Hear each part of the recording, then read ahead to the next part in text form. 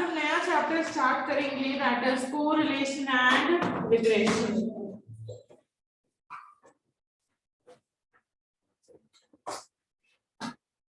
एक होते हैं आपके यूनिवेरिएट डिस्ट्रीब्यूशन।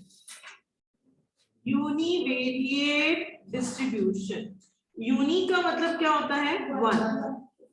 जब वन वेरिएबल का डिस्ट्रीब्यूशन गिवन होता है तो उस तरह के डिस्ट्रीब्यूशन को कहा जाता है यूनिवेरिएट डिस्ट्रीब्यूशन। वन वेरिएबल का मतलब क्या होता है? जैसे कि हमने अभी तक सेंट्रल टेंडेंसी में पढ़ा, हमें क्या दे देते थे? सपोज हमें सिर्फ उसका वेट दे दिया और उसकी फ्रीक्वेंसी दे दी। वेरिएबल तो हमारे पास एक ही होता था। हमें सिर्फ उसकी हाइट दे दी और उसकी फ्रीक्वेंसी दे दी, हमें सिर्फ उसकी एज दे दी और फ्रीक्वेंसी दे दी। तो हम अभी तक हमने जो सेंट्रल टेंडेंसी एंड डिस्पर्जन में पढ़ा, वो क्या पढ़ा कि वहां पे सिर्फ और सिर्फ एक वेरिएबल गिवन होता था। तो जब एक वेरिएबल का डिस्ट्रीब्यूशन होता है तो उसको क्या कहा जाता है? यूनिवेरिएट डिस्ट्रीब्यूशन कहा जाता है। एक होता है आपका multivariate distribution. Multivariate distribution, multi का मतलब होता है आपका मोर देन वन वेरिएबल। एक से ज्यादा वेरिएबल का जो डिस्ट्रीब्यूशन होता है उसको मल्टीवेरिएट डिस्ट्रीब्यूशन कहा जाता है। एक से ज्यादा कितने भी वेरिएबल्स हो सकते हैं आपके, 2 भी हो सकते हैं, 3 भी, 4 भी एंड सो ऑन, कितने भी हो सकते हैं। एक होता है बाइवेरिएट डिस्ट्रीब्यूशन। बाइवेरिएट डिस्ट्रीब्यूशन जब एग्जैक्टली दो, बाई का मतलब क्या होता है? दो।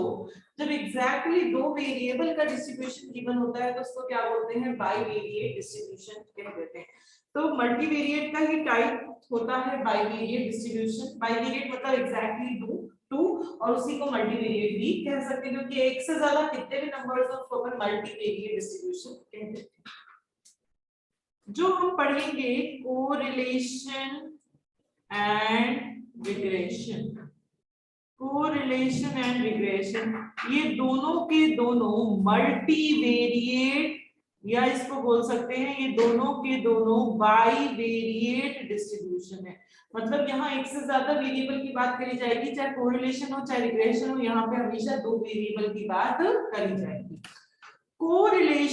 कोरिलेशन का मतलब क्या होता है? कोरिलेशन का मतलब होता है cause and effect relationship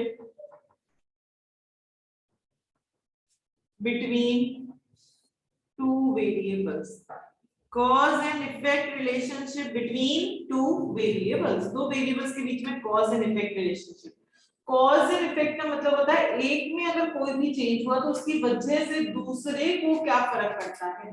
for example हम इकोनॉमिक्स में पढ़ते हैं, हम डिमांड एंड प्राइस। इकोनॉमिक्स में पढ़ते हो डिमांड एंड प्राइस। आप लोग पढ़ते हो कि अगर प्राइस बढ़ती है तो डिमांड उसकी कम हो जाती है और प्राइस कम होती है तो डिमांड उसकी बढ़ जाती है। तो प्राइस वाले वेरिएबल में चेंज होने की वजह से आपके डिमांड को क्या फर्क पड़ता है? प्राइस के कॉज की वजह से डिमांड में जो इफेक्ट्स होते हैं वो अपन कोरिलेशन में निकालते हैं।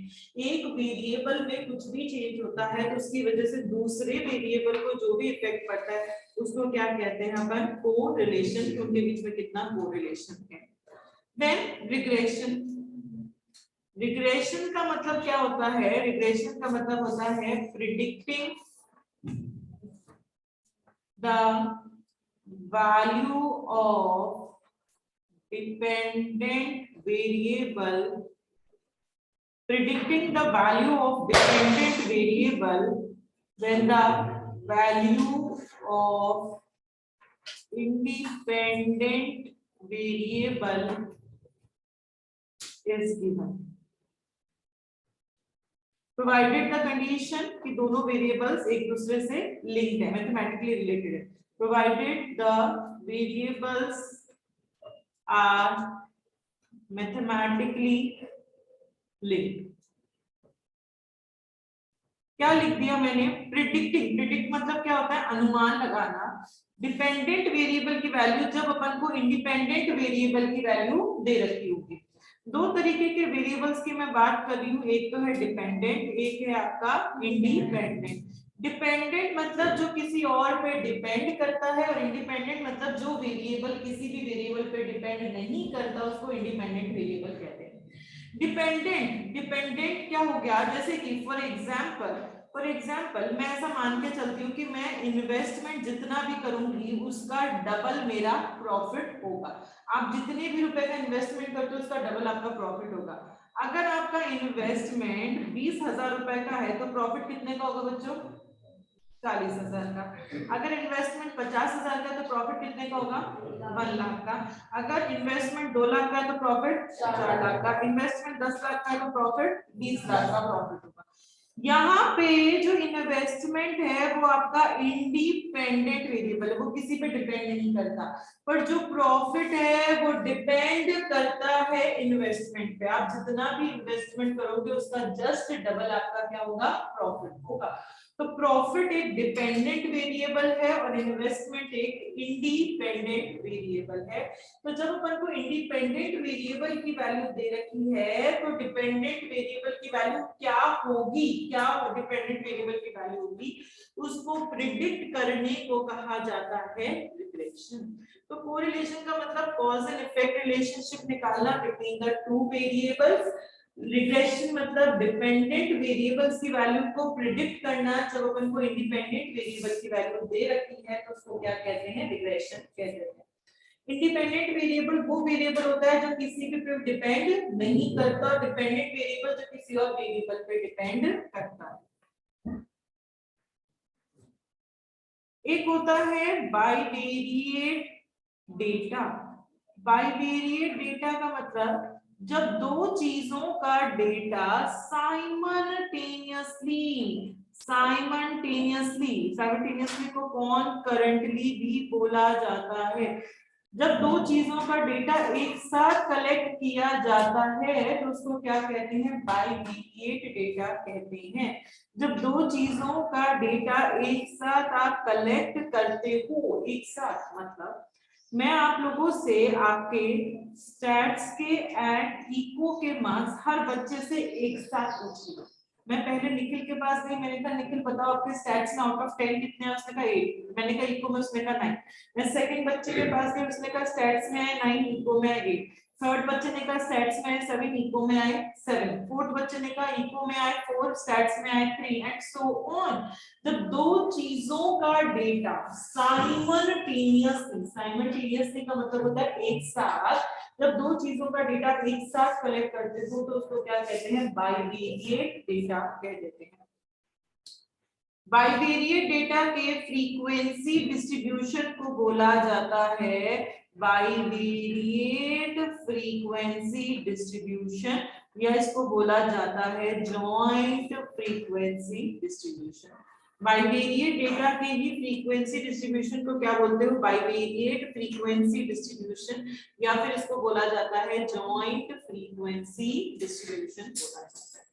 बाइवेरिएट डेटा क्या होता है? जब दो चीजों का डेटा साइमल्टेनियसली एक साथ इकट्ठा किया जाता है तो उस तरह के डेटा को अपन क्या बोल देते हैं? बाइवेरिएट डेटा बोलते हैं। देन ये सब थ्योरेटिकल पार्ट है जो अपन अभी पढ़ रहे हैं। अपन ने जो पढ़ा यूनिवेरिएट डिस्ट्रीब्यूशन। यूनिवेरिएट डिस्ट्रीब्यूशन क्या था? जब एक वेरिएबल का डिस्ट्रीब्यूशन गिवन होता है उसको यूनिवेरिएट कहते हैं। यूनिवेरिएट डिस्ट्रीब्यूशन भी दो तरीके के होते हैं। एक तो होते हैं आपके मार्जिनल डिस्ट्रीब्यूशन, एक होते हैं आपके कंडीशनल डिस्ट्रीब्यूशन। फॉर एग्जांपल मैं दो बच्चों से डेटा इकट्ठा कर रही हूँ, स्टैट्स का एंड इको का। पहला बच्चा कह रहा है इसमें 9, इसमें 9, 8 8 7 8 6 5 8 9 10 3 7 4 4 6 5 4 9 4 एंड सो ऑन। ये आपने बहुत सारे बच्चों से डेटा पूछा, उन्होंने बताया स्टैट्स एंड इको मुझे मार्जिनल डिस्ट्रीब्यूशन जब एक वेरिएबल का डिस्ट्रीब्यूशन होता है, उसने कहा आप स्टैट्स के मार्क्स का डिस्ट्रीब्यूशन बनाओ। किसका? स्टैट्स का डिस्ट्रीब्यूशन बनाओ। मैंने क्लास इंटरवल मंथ से ले ली, like 0 to 2, 2 to 4, 4 to 6, 6 to 8 and 8 to 10 month से ले ली। इसमें टैली मार्क्स इस बच्चे के स्टैट्स में कितना है 9, तो ये बच्चा यहाँ पे आ जाएगा। इसके स्टैट्स में कितना है 8, ये बच्चा भी यहाँ आ जाएगा। इसके स्टैट्स में कितना है 7, ये बच्चा यहाँ आ जाएगा। इसके कितना है 6, ये बच्चा यहाँ आ जाएगा। इसके कितना है 8, ये बच्चा यहाँ आ जाएगा। इसके कितना है 10, ये बच्चा यहाँ आ जाएगा। इसके कितना है 7 वाला यहाँ, इसके 4 वाला यहाँ, इसके 5 वाला यहाँ, इसके 9 वाला यहाँ। इन सबको 0। अगर इसकी फ्रीक्वेंसी की बात करें तो 0 0 2 3 1 2 3 4 5, इसकी 5। अब मेरे पास क्लास इंटरवल है, मेरे पास फ्रीक्वेंसी है, मैं चाहूँ तो इसका मीन निकाल सकती हूँ, चाहूँ तो स्टैंडर्ड डेविएशन निकाल सकती हूँ, जो चाहूँ निकाल सकती हूँ। तो marginal mean, marginal standard deviation निकाला जा सकता है। तो मार्जिनल डिस्ट्रीब्यूशन डायरेक्टली उसने कहा कि इस सब्जेक्ट के मार्क्स का डिस्ट्रीब्यूशन बनाओ, मैंने उसका डिस्ट्रीब्यूशन बना दिया। उस तरह के डिस्ट्रीब्यूशन को मैंने सिंपल क्या कह दिया कि ये क्या है मेरा मार्जिनल डिस्ट्रीब्यूशन। अगर कंडीशनल डिस्ट्रीब्यूशन की बात करें, कंडीशनल डिस्ट्रीब्यूशन जब किसी कंडीशन के बेसिस पे कोई डिस्ट्रीब्यूशन बनाया जाता है, उसने कहा आप स्टैट्स के मार्क का डिस्ट्रीब्यूशन बनाओ व्हेन, जब उसके इको में मार्क्स मोर देन 5 हो। जिस बच्चे के इकोनॉमिक्स में 5 से ज्यादा नंबर हैं, उन्हीं बच्चों के स्टैट्स में मार्क्स का डिस्ट्रीब्यूशन बनाना है। मुझे फर्क नहीं पड़ता स्टैट्स में चाहे उसके 2 ही नंबर आए, वो फर्क नहीं पड़ता, पर उसके इको में 5 से ज्यादा होने चाहिए। उन्हीं बच्चों को अपन को कंसीडर करना है, नहीं अपन को किसी को भी कंसीडर नहीं करना। अब डिस्ट्रीब्यूशन बनाते हैं अपन। स्टैट्स के लिए डिस्ट्रीब्यूशन बना रही हूँ। क्लास इंटरवल 1 से ले ली 0 to 2, 2 to 4, 4 to 6, 6 to 8 and 8 to 10। इस बच्चे के पहले देखो इको में क्या इसके 5 से ज्यादा है, हाँ मैं इसको बच्चे को कंसीडर करूंगी। इसके स्टैट्स में कितने हैं 9, तो ये बच्चा यहाँ पे आ जाएगा। इसके टैली मार्क्स अपन कर रहे हैं। क्या इसके 5 से ज्यादा इको में, हाँ तो मैं इसको कंसीडर कर लिया। इसके स्टैट्स में कितने हैं 8, इसको कंसीडर कर लिया। क्या इसके इको में 5 से ज्यादा है, इको में 5 से ज्यादा है, यस या नो, यस। तो स्टैट्स में कितने हैं 7, अपन ने कंसीडर कर लिया। क्या इसके इको में 5 से ज्यादा है, नहीं 5 है, 5 से ज्यादा नहीं है, इस बच्चे को लेंगे ही, कंसीडर ही नहीं करेंगे। क्या इसके इको में 5 से ज्यादा है, हाँ तो स्टैट्स में कितने हैं इसके 8, अपन ने कंसीडर कर लिया। क्या इसके इको में 5 से ज्यादा है, नहीं, मुझे फर्क नहीं पड़ता स्टैट्स में कितने भी आए। क्या इसके इको में 5 से ज्यादा है, नहीं। क्या इसके इको में 5 से ज्यादा है, हाँ तो स्टैट्स में कितने हैं 4, अपन ने कंसीडर कर लिया। क्या इसके 5 से ज्यादा है, नहीं। क्या इसके 5 से ज्यादा है, नहीं। टैली हो गई। फ्रीक्वेंसी क्या होगी 0 0 1 1 एंड 3। अब आपके पास क्लास इंटरवल, आपके पास फ्रीक्वेंसी है, तो आप कंडीशनल मीन निकाल सकते हैं, कंडीशनल स्टैंडर्ड डेविएशन निकाल सकते हैं। तो 2 तरीके के डिस्ट्रीब्यूशन आपको एग्जाम में कभी भी ऐसे डिस्ट्रीब्यूशन बनाने के लिए नहीं आते, ये सिर्फ कांसेप्ट समझने के लिए मैंने डिस्ट्रीब्यूशन सिखाए हैं। 2 तरीके के हमारे यूनिवेरिएट डिस्ट्रीब्यूशंस होते हैं। एक तो होते हैं आपके मार्जिनल डिस्ट्रीब्यूशन और एक होते हैं कंडीशनल डिस्ट्रीब्यूशन। मार्जिनल मतलब उसने डायरेक्ट दे दिया सब्जेक्ट के मार्क्स का डिस्ट्रीब्यूशन बनाओ, मैंने डायरेक्ट बना दिया। कंडीशनल मतलब on the basis of some condition अपन डिस्ट्रीब्यूशन बनाते हैं। उसने कंडीशन दे दी कि जिनके इको में 5 से ज्यादा मार्क्स हो, उन्हीं बच्चों के स्टैट्स के मार्क्स को कंसीडर अपन को करना है। तो ये हो गया आपका कंडीशनल डिस्ट्रीब्यूशन। क्लियर, समझ में आ गया। तो अपन ने पढ़ा यूनिवेरिएट डिस्ट्रीब्यूशन 2 टाइप्स के होते हैं, एक तो कंडीशनल, एक मार्जिनल।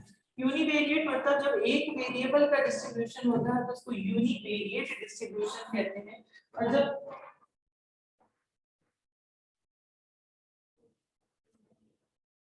फैन ऑन करना मैम, तो फिर है ना हीट कम हो जाएगा, तो या फिर हम विंडो हो और बोल ही रहे हैं मैं पिछली क्लास में सेट होने के और काउंट में सेट तो पढ़ाया कैसे, पिछली में तो वो काउंट में सेट हो कर दो फैन ऑन 10 मिनट, अगर 10 मिनट में हो जाए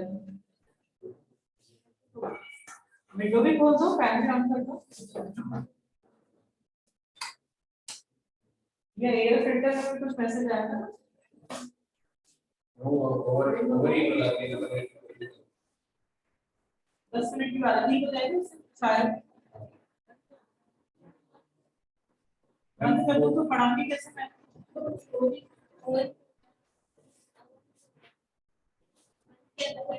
और सब प्रैक्टिकल कराऊंगी, ऑनलाइन तो कैसे पढ़ाऊंगी, ऑनलाइन तो अच्छे से देख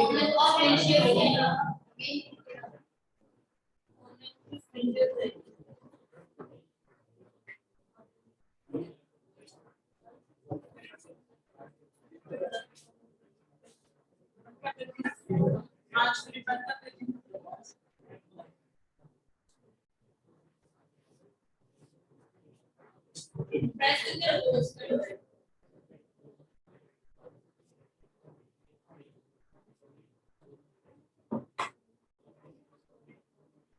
कोविड हो गया ना, करती हूँ।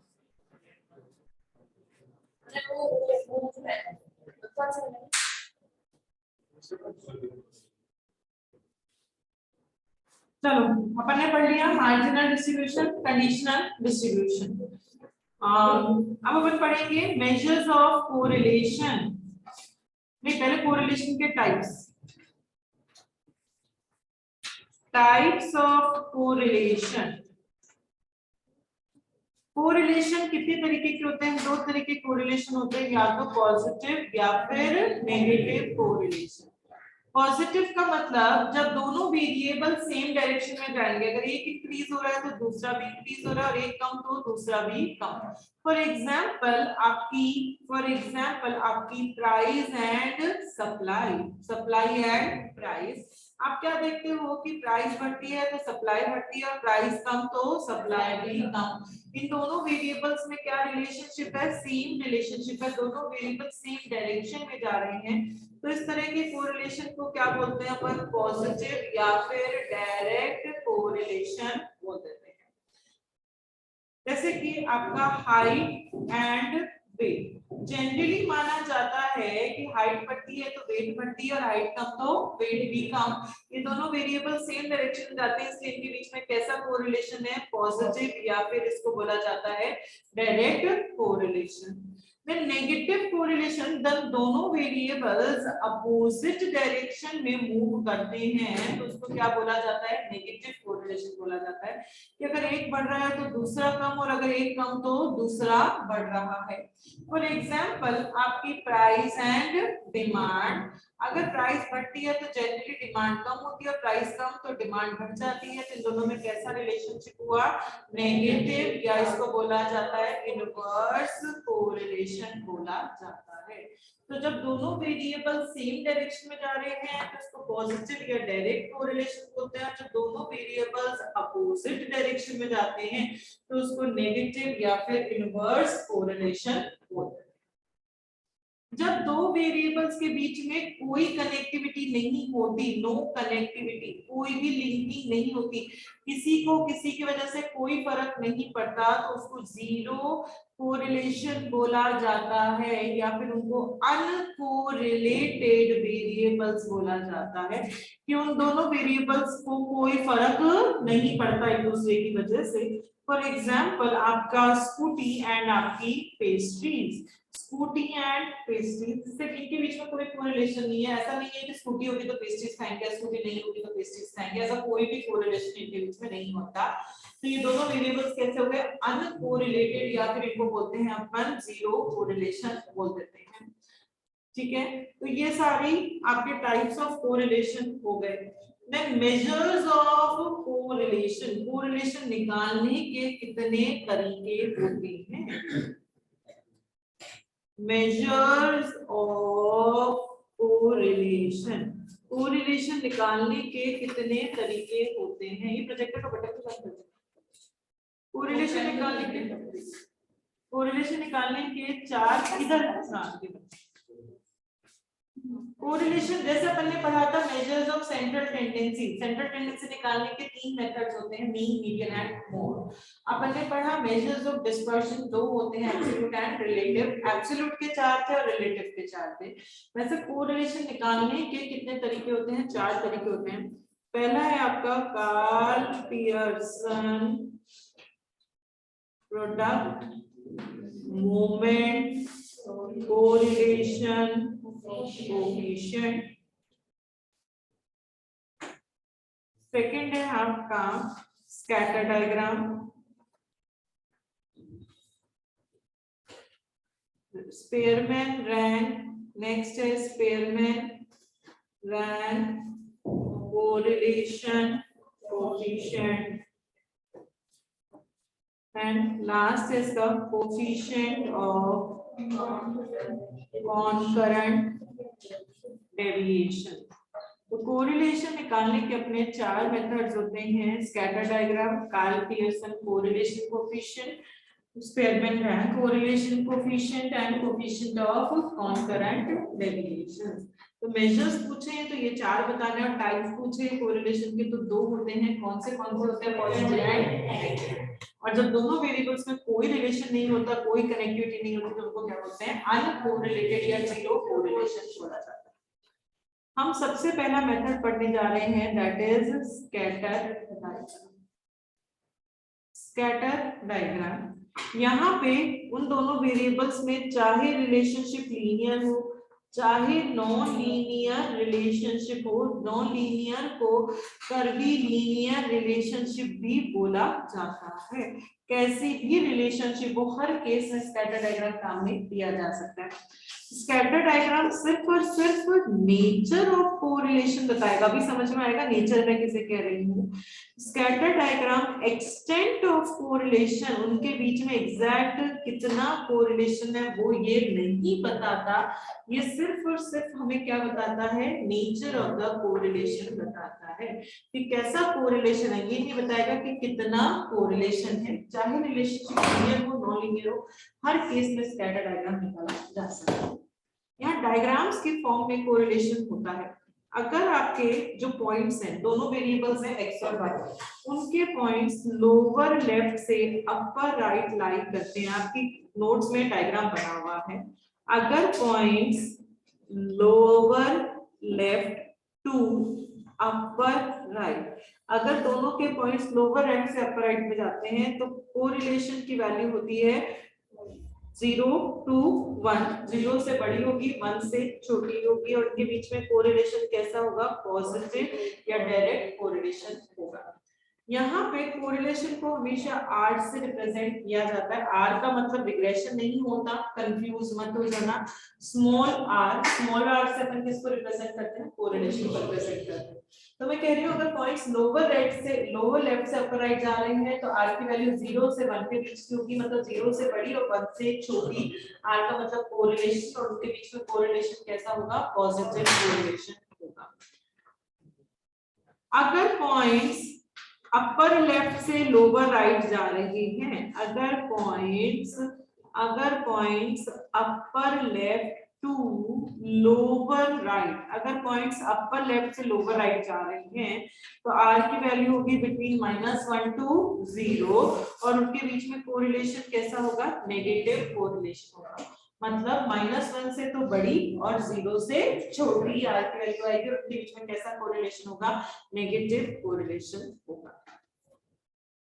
अगर पॉइंट्स नीचे से ऊपर स्ट्रेट लाइन में जा रहे हैं, नीचे से ऊपर स्ट्रेट लाइन में जा रहे हैं तो r की वैल्यू होगी +1, और उनके बीच में कोरिलेशन कैसा होगा, परफेक्ट पॉजिटिव कोरिलेशन होगा। पॉजिटिव तो है ही, उनके बीच में कोरिलेशन कैसा होगा, परफेक्ट पॉजिटिव कोरिलेशन।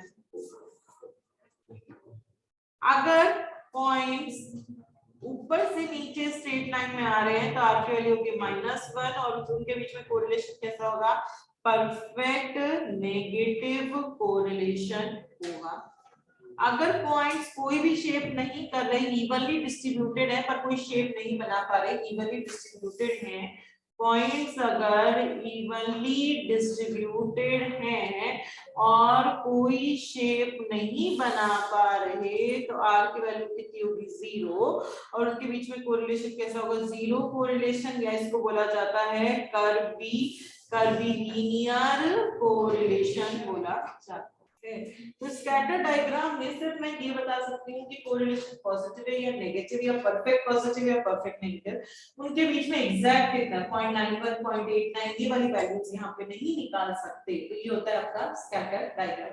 तो स्कैटर डायग्राम क्या होता है, चाहे रिलेशनशिप लीनियर दे रखी हो चाहे नॉन लीनियर मतलब कर्वी लीनियर दे रखी हो, हर केस में आप स्कैटर डायग्राम से कोरिलेशन निकाल सकते हैं। कोरिलेशन में सिर्फ और सिर्फ नेचर ऑफ कोरिलेशन बताता है, वो उसकी एग्जैक्ट कितनी वैल्यू है वो यहाँ पे नहीं बताता।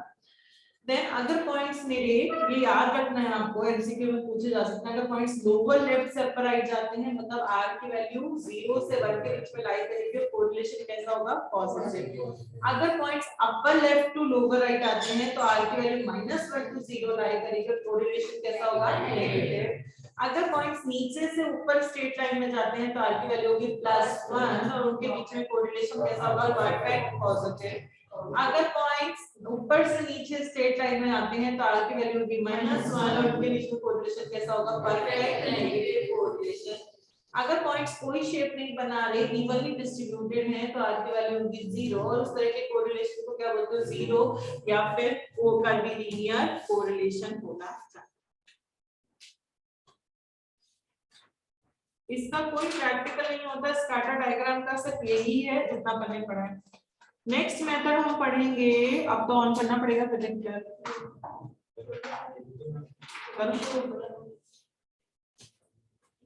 Karl Pearson product moment correlation coefficient, ये पूरा नाम ध्यान रखना है बच्चों, कई बार एग्जाम में पूछ लेता है find out the correlation coefficient, find out the product moment correlation coefficient, find out the Karl Pearson product moment correlation coefficient. ऐसे ये कोई भी नाम पूछ सकता है तो आपको पूरा नाम हमेशा याद में रखना है।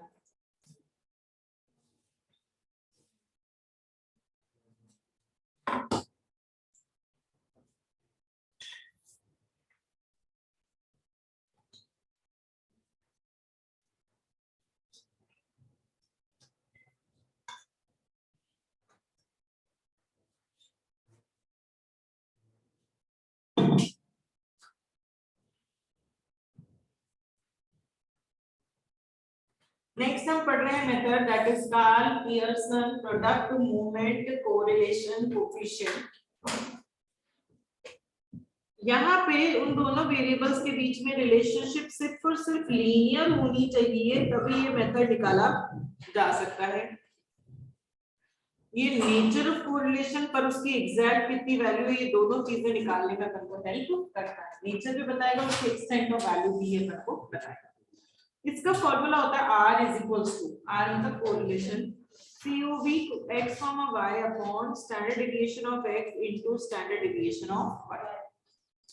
रीड किया जाता है इसको covariance of x, y by standard deviation of x into standard deviation of y।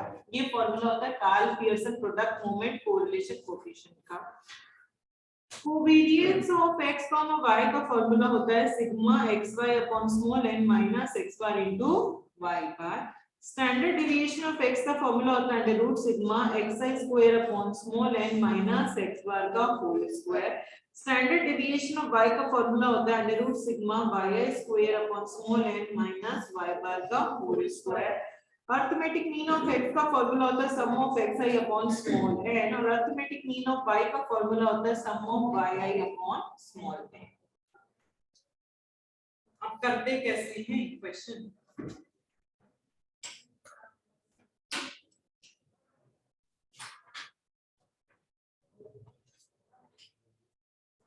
Suppose मुझे दे रखा है x y,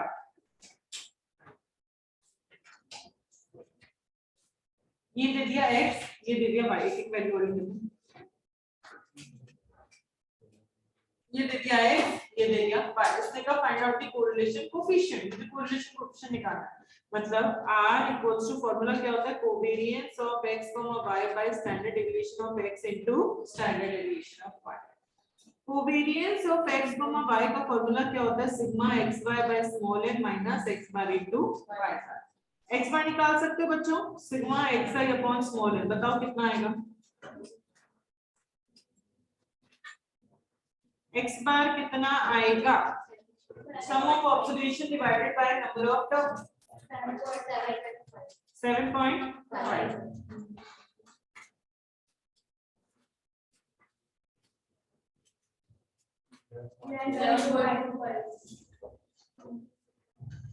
x bar y bar, sum of x divided by number of terms, sum of y divided by number of terms.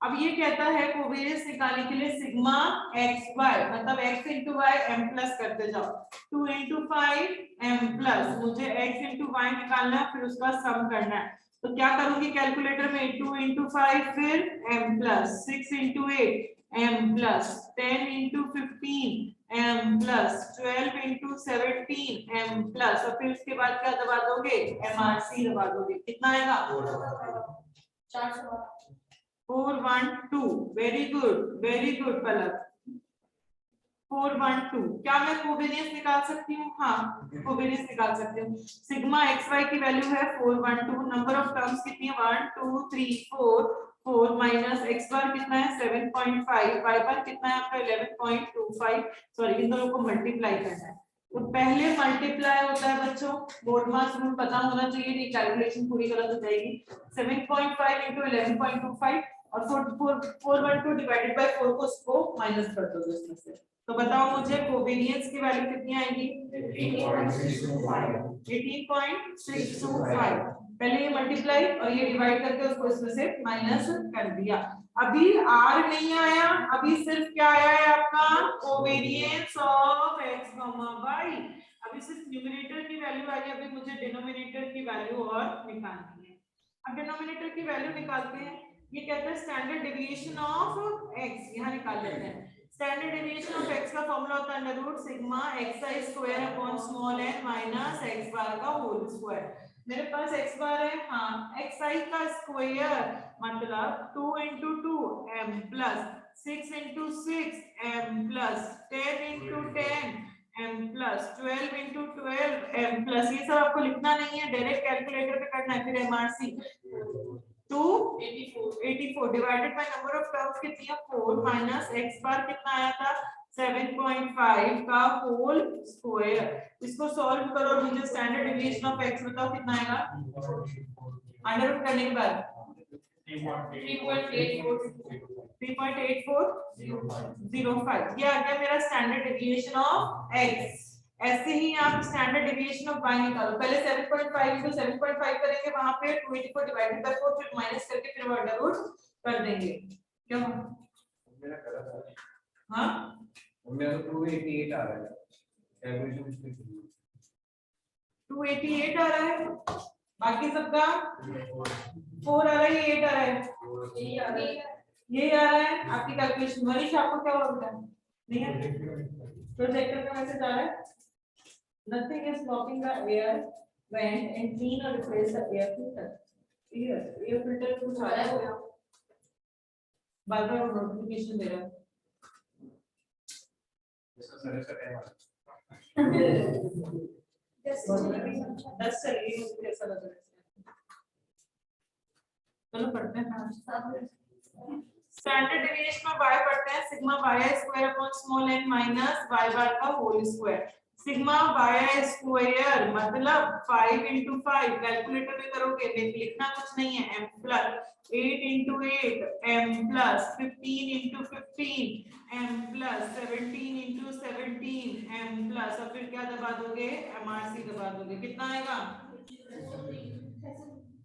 603 number of terms 4 y बार कितना है मेरे पास 11.25 का whole square तो standard deviation of y कितना आएगा 4.99 सब निकालो बताओ मुझे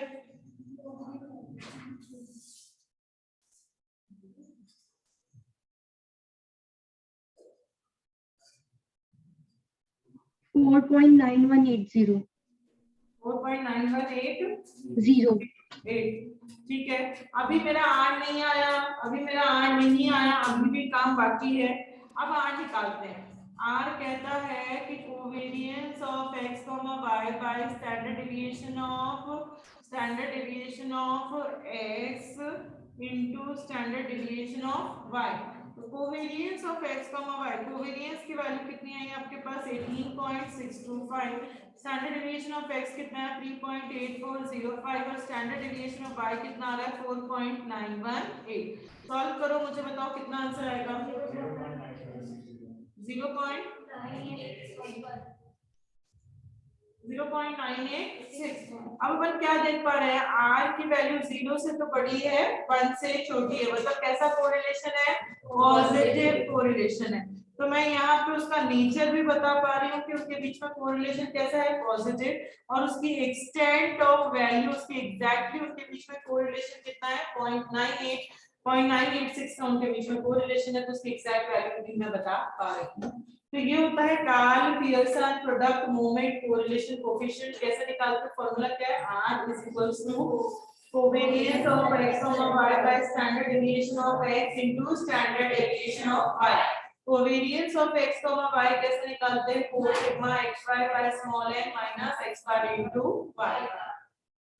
एक क्वेश्चन और करके देखते हैं, फिर अपन करेंगे।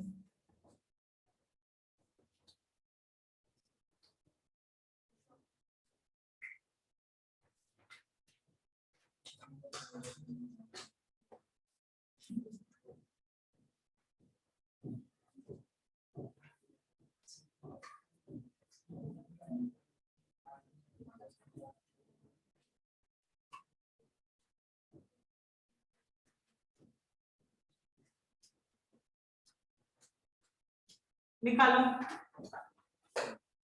आपको खुद निकालना है।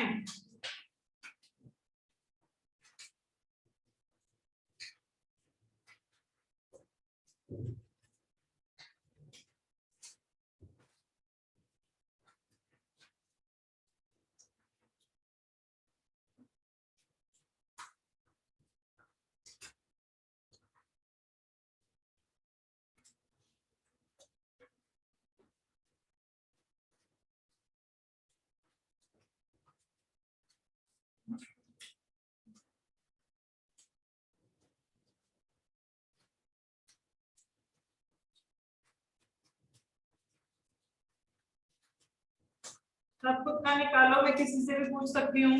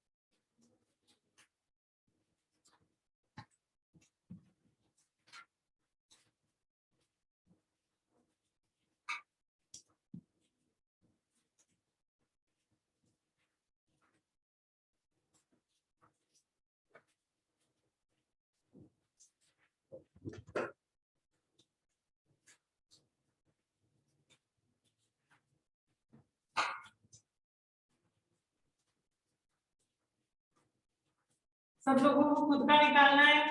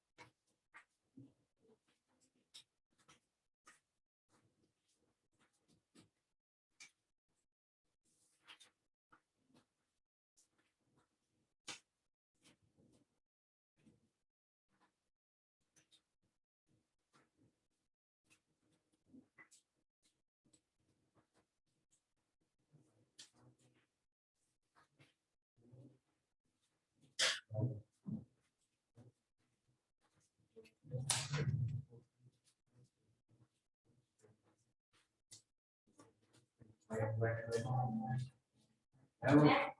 गलत है।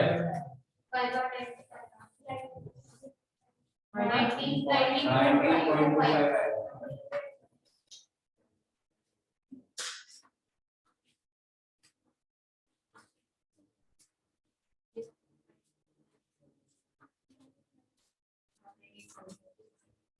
कोवेरियंस कितना आएगा?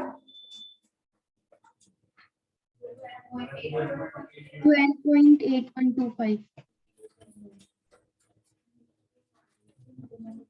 स्टैंडर्ड डिवीजन ऑफ x सही है।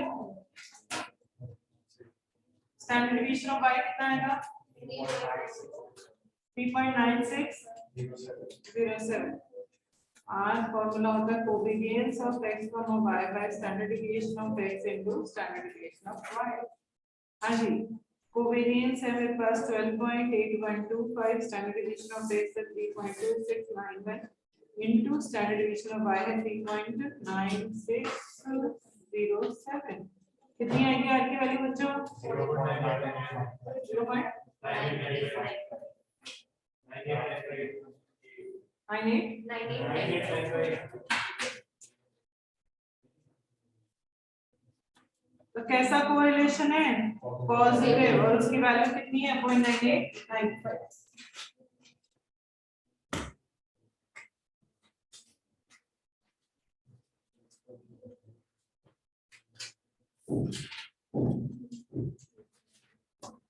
निकालना है बच्चों?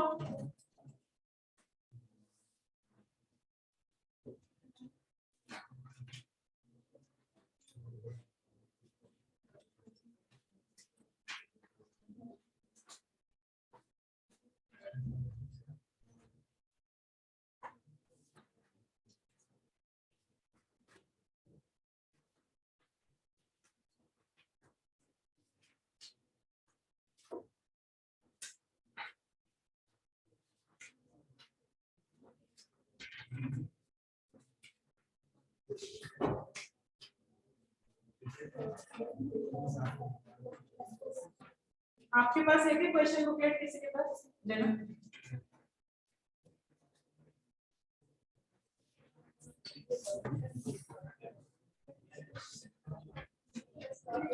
चलो मैं कुछ क्वेश्चन स्क्रीन पे लिख रही हूँ, सब लोग सॉल्व करना स्टार्ट कर देंगे।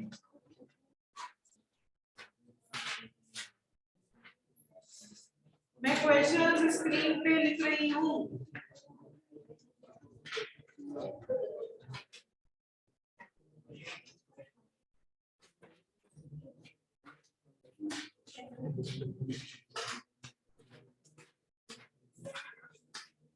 सब सॉल्व करेंगे।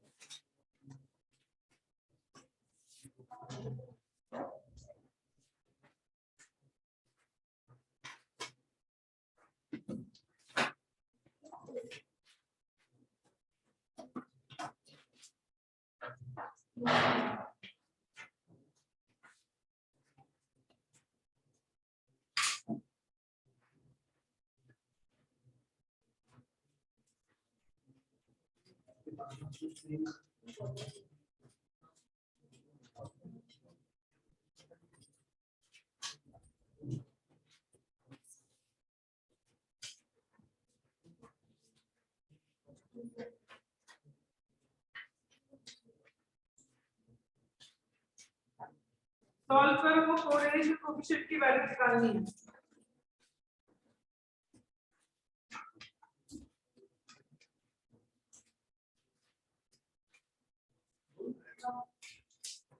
लो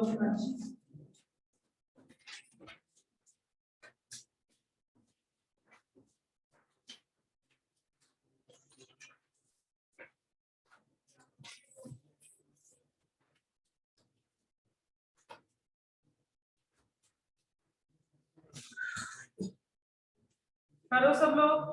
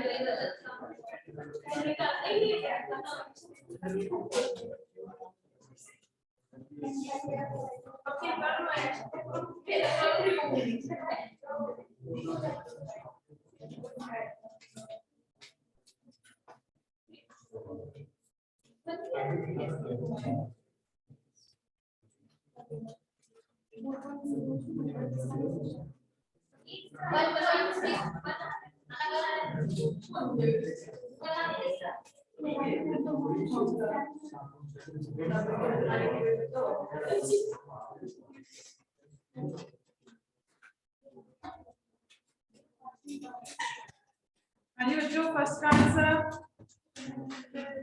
ऑनलाइन लिखकर भेजो। फर्स्ट का आंसर, फर्स्ट का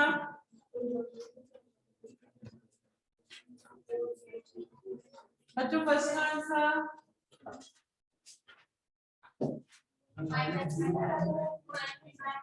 0 पॉइंट माइनस का 0 पॉइंट। सबका ये आ रहा है? गलत, आपका गलत है बेटा। मैम चेक कर लिया, आप सही आ रहे हैं। हाँ, अब चेक कर लिया, सही आ रहे हैं। सेकंड का आंसर बताओ बच्चों।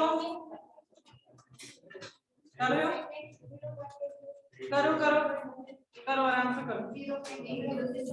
0 पॉइंट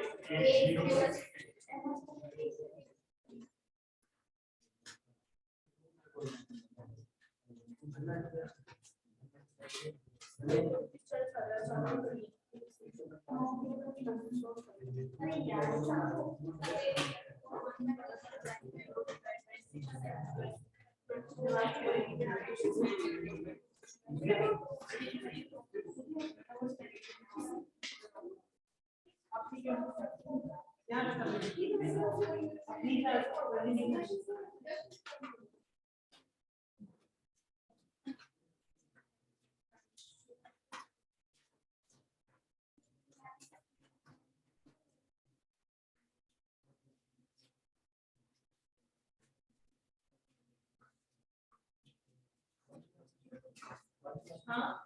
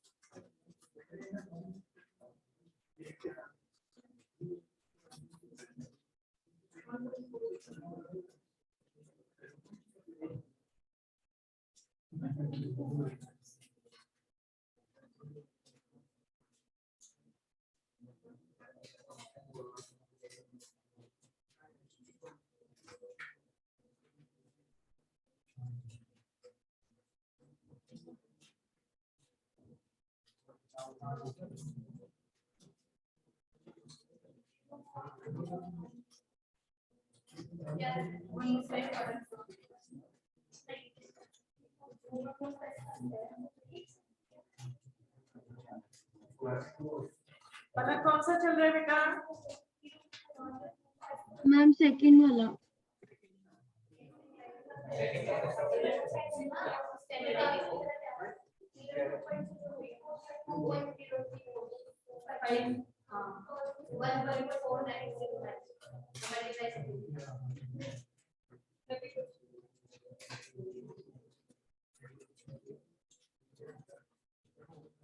अरे वेरी गुड।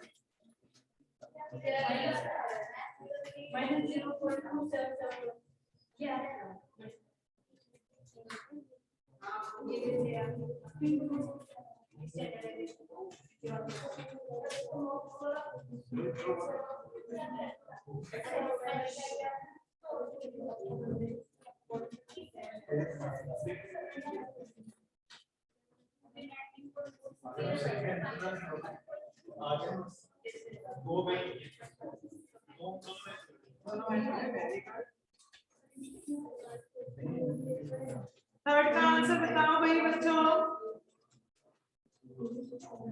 कर रहे हो? करो। थर्ड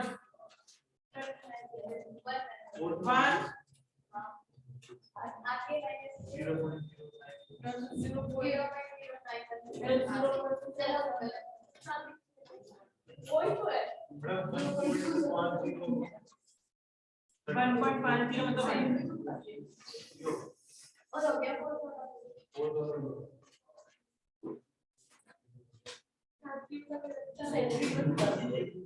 कल ये थ्योरी पढ़कर आनी है बच्चों।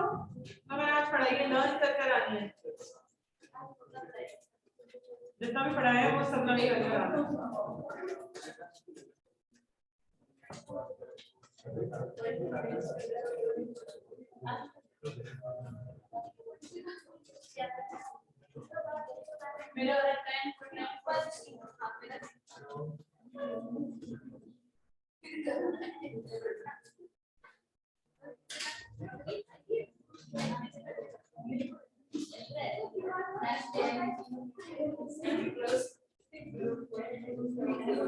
चलो फोर्थ वाला बच्चों होमवर्क का है। जिस जिनके थर्ड तक हो गए they can leave the class. Lunch break है 20 मिनट का, उसके बाद लिखोगे क्लास।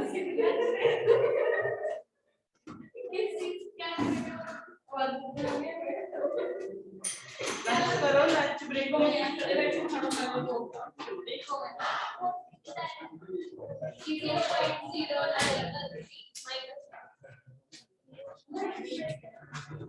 वेरी गुड दिया। चलो बाय।